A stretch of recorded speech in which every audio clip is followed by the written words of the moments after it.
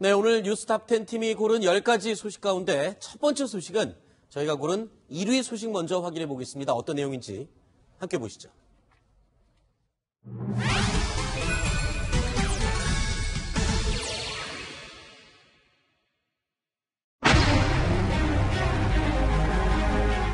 보고서 검토 과정에서 위승호 국방정책실장이 이런 문구들을 삭제토록 지시한 것으로 확인됐다고 말했습니다. 미군 측과 비공개 합의는 언론 등에 대한 대응 기조입니다. 국군 통수권자에 대한 보고와는 별개의 문제입니다. 지난 정부에서는 발사대 추가 반입 사실이 NSC에 보고되어 대통령 직무대행까지 알고 있었던 것으로 확인됩니다.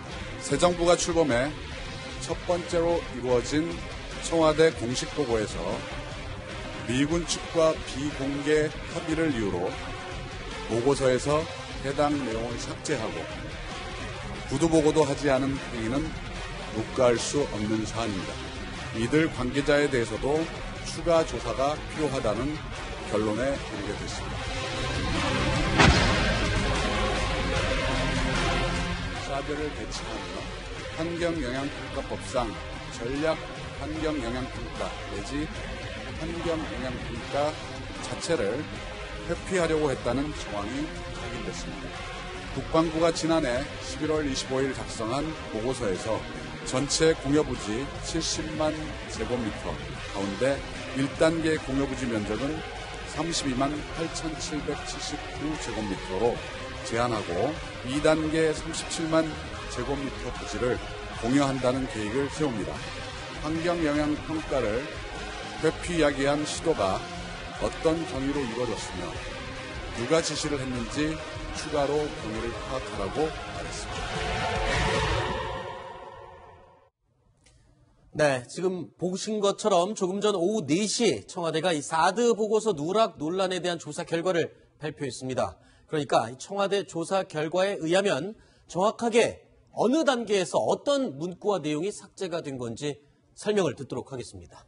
네. 자, 어느 부분에서 어떤 게 삭제가 된 건지 한번 보고 라인을 보고 설명을 다시 해볼까요? 네, 사드 배치와 관련해서는 이제 국방부가 이렇게 주무부처인데요. 네. 이 대량 살상 무기 대응과에서 이 초안을 작성을 하고요. 네. 이때는 분명히 초안에 명확하게 기재가 2기 발사대가 배치되고 4기는 다른 곳에 보관 중이라고 명시가 돼 있었죠. 그렇습니다. 네. 그리고 이제 그 보고가 그 정책기획관으로 올라가서 이제 검토를 하게 되는데 네. 여기까지도 이제 사실상 있었고 그리고 최종적으로 국방부 내에서는 위승호 국방정책실장까지 보고가 됐다는 겁니다. 네. 그런데 이제 이 삭제된 것은 위승호 국방정책실장의 보고를 받은 이후에 해당 문구를 삭제하도록 지시했다. 네. 이것이 오늘 청와대가 발표한 내용입니다. 네. 청와대는 분명히 위승호 국방정책실장 선에서 보고서 내용, 문구가 삭제되도록 지시가 내려왔다. 확인이 된 사실입니다. 그런데 김정보 교수님. 네. 자, 위승호 국방정책실장 도대체 이 문구를 왜 삭제를 지시했을 거라고 짐작이 가십니까?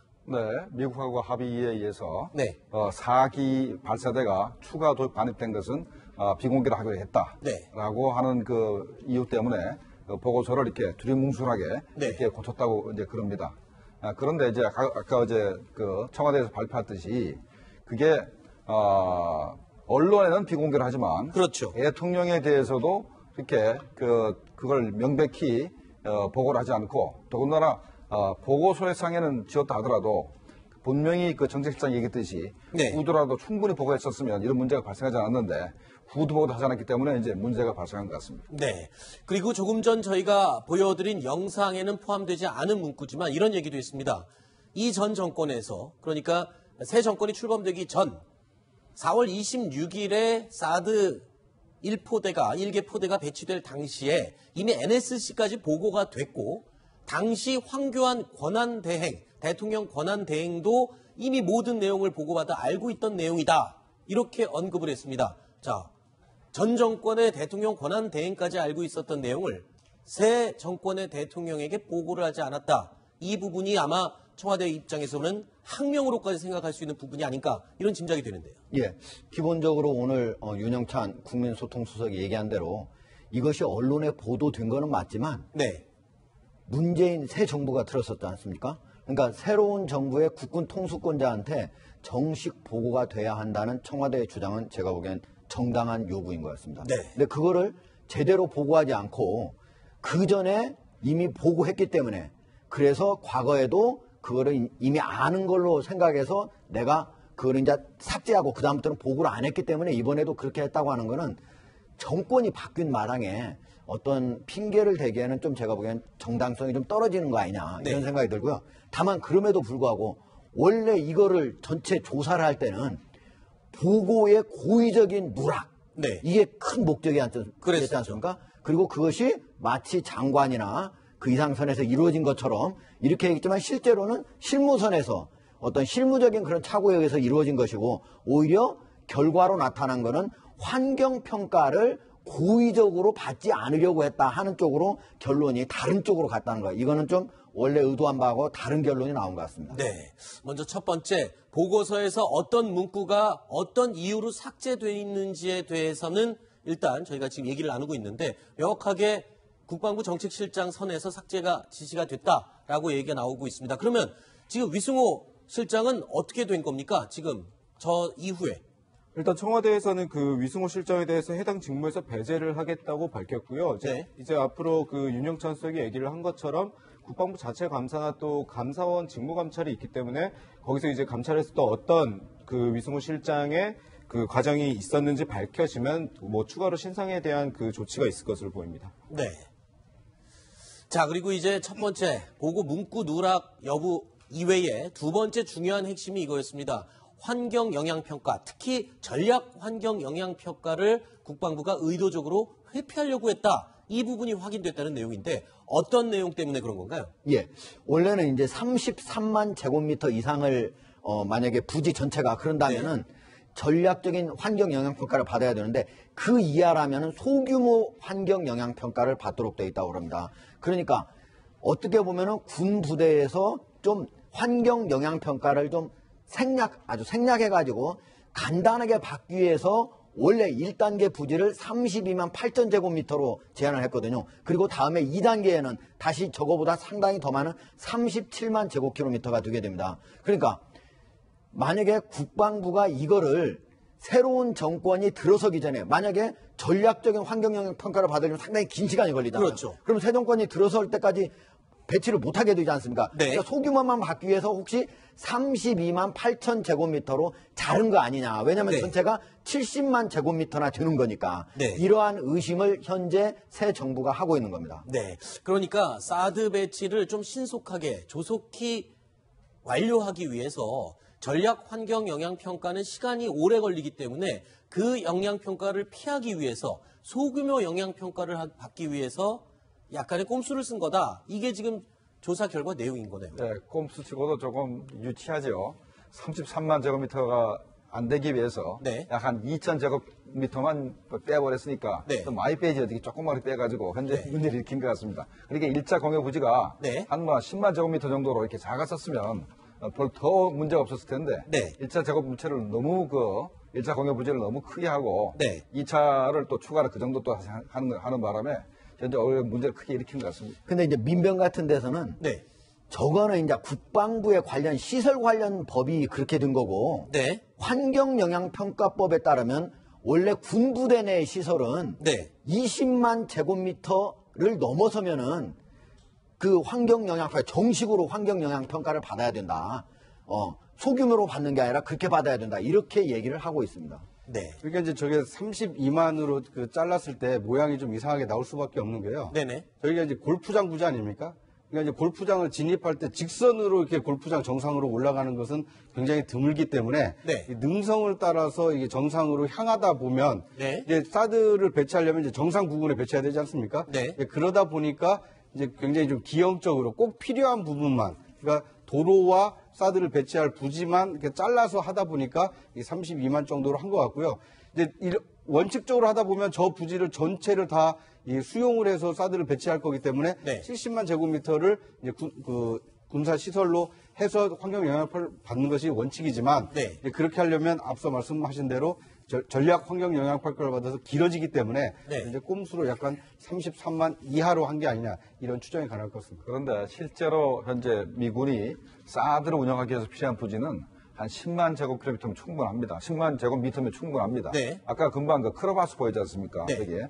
크로바스 뒤에 있는 마지막한 야산 꼭대기에 한 가로철 한 500m 정도면 충분하거든요. 네네. 그게 한 10만 제곱미터 되는데 현재 골프장은 필요가 없습니다. 저거는 사실. 네. 그러나 저게 필요한 것은 그 사드 레이더가 앞으로 이렇게 그 투사가 되면은 혹시나 거기 민간인들이 왔다 갔다 하면은 피해가 갈까봐 그래서 이제 그걸 이제 전체를 부지를 이제 활용하는 것 같습니다. 네. 지금 저 화면을 좀 다시 한번 잡아주시겠습니까? 지금 사드 배치 부지라고 되어 있는데 전체 골프장 우리가 수용한 골프장 면적은 148만 제곱미터입니다. 이 전체는 예. 148만 그 중에서 제곱미터. 미군한테 공유하는 것만 70만 제곱미터가 되는 거예요. 왜냐하면 우리도 사용해야 되는 부분이 있으니까. 네. 그러니까 저기 전체 부지가 U자형으로 이렇게 돼 있어가지고 일부러 변형시켰다 이렇게 얘기하는 건 말이 맞지 않습니다. 왜냐하면 원래 골프장 자체가 U자형이잖아요. 네네. 그렇기 때문에 그 중에서 사드 배치를 하는 부분은 저렇게 U자형 전체를 쓰는 건 아니죠. 네.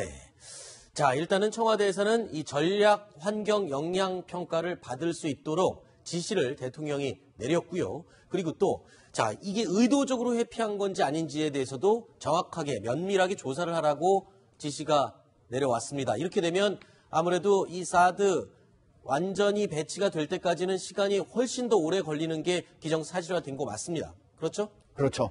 예, 그런 것뿐만 아니고 지금 현재 청와대에서는 저 환경 영향 평가를 했을 때 네. 저게 긍정적으로 오케이 저 사드를 배치해도 좋다 이렇게 나올지 아니면은 사드를 배치하기엔 부적합한 곳이다 이렇게 나올지 자체를 지금 알 수 없다는 거예요. 그 결론에 따라서 하겠다는 거거든요. 네. 그렇기 때문에 만약에 부정적인 결론이 나온다 그럼 파장이 상당히 커진다고 볼 수가 있습니다. 네. 일단은 그럼 어떻습니까? 지금 사드 발사대가 2기밖에 배치는 안 됐지만 이 성능 자체는 정상 가동되고 있는 것으로 알려져 있지 않습니까? 네네. 그러면 그 상태로 계속 유지가 되면서 발사대 4기만 배치가 안 되는 건지 아니면 환경 영향 평가가 다 끝날 때까지 정상적인 가동 자체를 중단시키는 건지 어떻게 되는 겁니까? 그건 아직까지 명확하지 않은데요. 네. 일단은 현재 미군이 그 2기 발사대를 가동하고 있기 때문에 그렇죠. 가동 자체를 중지시키긴 어려울 겁니다. 그러니까 환경 영향 평가가 이룰 때까지 현재가 Initial Operational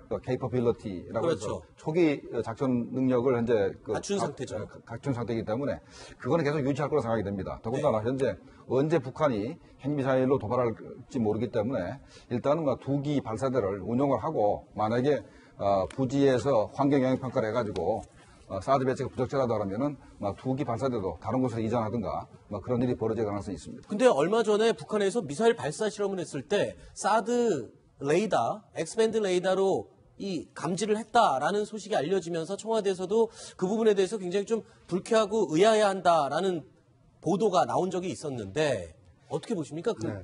일단 그 사드하고는 약간 좀 분리를 해서 봐야 됩니다. 네. 그러니까 이제 배치된 사드를 이게 맞느냐 틀리느냐 이런 문제를 지금 따지고 있는 것이 아니고요. 네. 이 사드가 배치되는 과정에 또 배치된 이후에 이 정책이 결정되는 과정이 투명했느냐 또 정당했느냐 그리고 새 정부가 들어서서 사드 관련된 보고가 제대로 이루어졌느냐. 그러니까 이제 대통령께서 이게 국내적 조치다라는 얘기를 그 미국 관계자를 만나서 하지 않았습니까? 네. 그러니까 마찬가지로 이 국내에서 이 국가적으로 중요한 문제를 결정할 때 얼마나 합리적으로 결정됐는지를 지금 따지고 있는 것이지 네. 이 사드 배치에 대해서 해야 되느냐 말아야 되느냐를 따지는 것은 좀 아니라고 이게 좀 분리해서 볼 필요가 있지 않을까 하는 생각이 듭니다. 알겠습니다. 자, 그런데 오늘 오후에 또 이 안보 라인에 좋지 않은 소식이 들렸습니다. 청와대 김기정 국가안보실 2차장이 사의를 표명했다라고 보도가 나왔어요. 어떤 이유에서 왜 사의를 한 겁니까?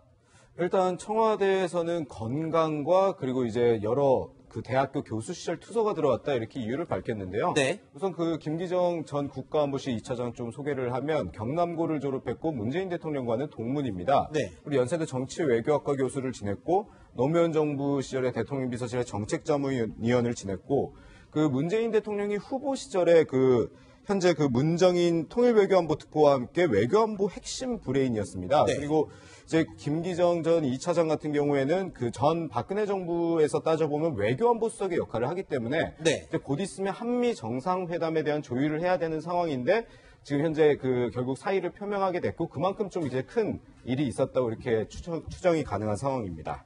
네. 자, 그런데 윤영찬 수석이 밝힌 이유 가운데요. 두 가지가 있습니다. 업무 과중으로 인한 급격한 건강 악화. 이게 첫 번째고요. 두 번째 이유가 시중에 도는 구설 등에 대한 도의적 책임. 이 두 가지가 주된 이유라고 합니다. 자, 어떤 얘기입니까? 건강 악화는 이해가 건강 됩니다만 악화하고 시중에 도는 시중에 도는 구설이 구설 두 가지인데 그 중에 앞에 거는 큰 뭐 의미는 없을 것 같고요. 네. 뒤에 있는 시중에 도는 구설이 가장 큰 이제 문제인데 네. 그게 이제 뭐 그 김기정 교수 같은 경우는 이미 문재인 대통령하고 5년 전에 담쟁이 포럼 발기할 때부터 이미 같이 했던 분이라 네. 잘 아는 사람인 거거든요. 네. 그러나 여성단체 쪽에서 계속적으로 안보실 2차장으로 임명이 된 다음에 줄기차게 문제를 제기했기 때문에 여성 단체에서요. 예, 여성단체에서 계속적으로 문제를 제기했기 때문에 어쩔 수 없이 결국은 낙마하는 걸로 이렇게 된 걸로 봐서는 그 여성과 관련된 사안인 것 같습니다. 네, 구체적인 내용은 아직 언론에 보도되거나 아니면 청와대가 공식적으로 밝힌 바가 없기 때문에 저희도 함부로 언급을 할 수는 없습니다만 일단은 경질로 봐야 할지 사의 표명으로 봐야 할지 이 본인이 사의 표명을 했다고 청와대는 발표를 했지만 일부 보도에서는 경질된 것이다라고 얘기가 나오고 있거든요. 어떤 걸 봐야지 옳을까요? 일단 지금은 정식 임명이 된 것이 아니라 내정 단계이기 때문에 네. 일단 형식은 사의 표명으로 지금 취하고 있는 것 같고요. 하지만 이게 내용상으로 보면 사실상의 좀 경질로 보는 것이 합당하지 않을까 싶습니다. 네, 알겠습니다. 자, 뉴스탑10 생방송으로 함께하고 계십니다. 오늘 정한 1위 소식을 살펴봤고요. 다음은 저희가 준비한 8위 소식 어떤 내용이 준비되어 있는지 확인해 보시겠습니다.